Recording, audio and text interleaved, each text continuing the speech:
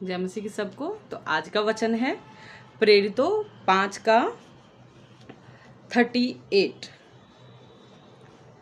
इसलिए अब मैं तुमसे कहता हूं कि इन मनुष्यों से दूर रहो और इनसे कुछ काम ना रखो, क्योंकि यदि ये काम मनुष्य की ओर से हुआ तब तो मिट जाएगा, परंतु यदि ये परमेश्वर की ओर से है तो तुम उसे कदापि मिटा ना सकोगे।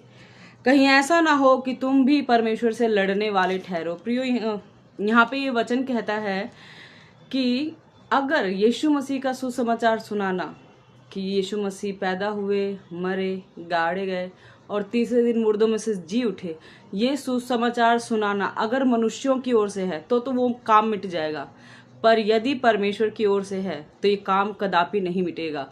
और कहीं ऐसा ना हो, यहाँ पे फरीसी अपने लोगों को कह रहे हैं कि ऐसा ना हो कि तुम परमेश्वर से लड़ने वाले ठहरो, क्योंकि इसके ऊपर लिखा हुआ है कि कुछ टाइम पहले थिरियास ये कहता हुआ उठा कि मैं कुछ हूं, और 400 लोग उसके पीछे हुए और वो सब तितर बितर हुए। इसके बाद लिखाई के दिनों में यहूदा गलीली उठा और उसने भी अपनी ओर से कहा कि वो कुछ है और कुछ काम किया, और वो भी नाश हो गया, उसके काम भी नाश हो गए और उसके चेले भी तितर बितर हो गए।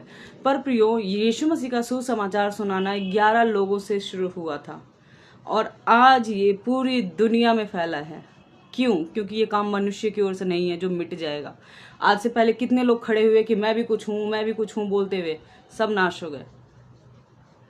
और परमेश्वर का काम कभी नाश नहीं होता है। तो हमारा जो ये सुसमाचार है जिस पे हमने विश्वास किया है, ये परमेश्वर की ओर से है और इसलिए ये नाश नहीं हो रहा है पर बढ़ता ही जा रहा है।